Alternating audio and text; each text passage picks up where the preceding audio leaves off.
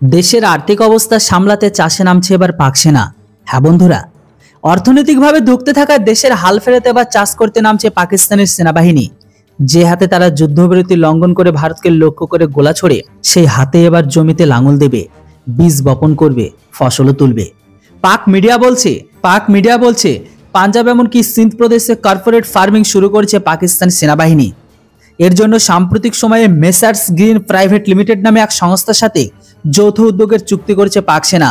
জানা গিয়েছে পাকিস্তানের অর্থনীতির হাল ফেরাতে যে স্পেশাল ইনভেস্টমেন্ট ফ্যাসিলিটির কাউন্সিল তৈরি করা হয়েছে, সেই কাউন্সিলের তত্ত্বাবধানে এই প্রকল্পের পরিকল্পনা করা হয়েছে।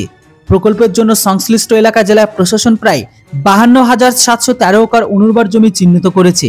তবে 20 বছরের জন্য ওই জমি সেনাবাহিনীকে লিজ দেওয়া হবে। তার দেখাশোনা থেকে শুরু করে সমস্ত নিয়ন্ত্রণ থাকবে সেনার হাতে। তবে জমির মালিকানা সরকারের কাছেই থাকবে। গ্রিন কর্পোরেট ইনিশিয়েটিভ লিমিটেড লাভের 20% স্থানীয় এলাকায় গবেষণা এমনকি উন্নয়নে ব্যয় করবে। 40% সরাসরি যাবে সরকারের ঘরে।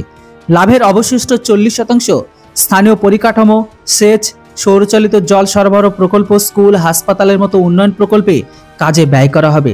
তবে কৃষিকাজ ছাড়াও অন্য কাজে এই জমিকে ব্যবহার করতে পারবে না পাক সেনা। চাষের পাশাপাশি ওই জমিতে কোনো ব্যবসা বা অন্য কার্যালয়ের অনুমতি নেই। জমি অধিগ্রহণের আগে তা খুঁটিয়ে জরিপ করা হবে। জমিটি কোনো সংরক্ষিত জমি কিনা কিংবা সাংস্কৃতিক ঐতিহ্যের স্থান, জনবসতিপূর্ণ এলাকা, ম্যানগ্রোভ অরণ্য, বনভূমি, চারণভূমি, কবরস্থান, ঐতিহাসিক জলপথের মধ্যে পড়ে কিনা সেটাও নাকি তারা দেখবে। তবে স্থানীয় জনগণ যাতে কোনোভাবে ক্ষতিগ্রস্ত না হয় তার জন্য সব ব্যবস্থা নেওয়া হবে তাদের তরফ থেকে।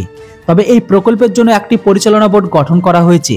পরিকল্পনা কার্যকর করার জন্য এই বোর্ডের সদস্যরাই সব সিদ্ধান্ত নেবেন। কয়েক বছর ধরে একটানা অর্থনৈতিক মন্দায় ভুগছে পাকিস্তান। পাকিস্তানের টাকার দাম একেবারে তলানিতে ঠেকেছে। জিনিসপত্রের দাম আকাশ ছোঁয়া, বৈদেশিক মুদ্রা ভাড়ায় টান পড়েছে, আর এর সঙ্গে রয়েছে রাজনৈতিক সংকট। এই জোড়া সংকটে বেহাল দশা পাকিস্তানের। তা সামাল দিতে এই নয়া উদ্যোগ গ্রহণ করেছে এই প্রতিবেশী দেশ।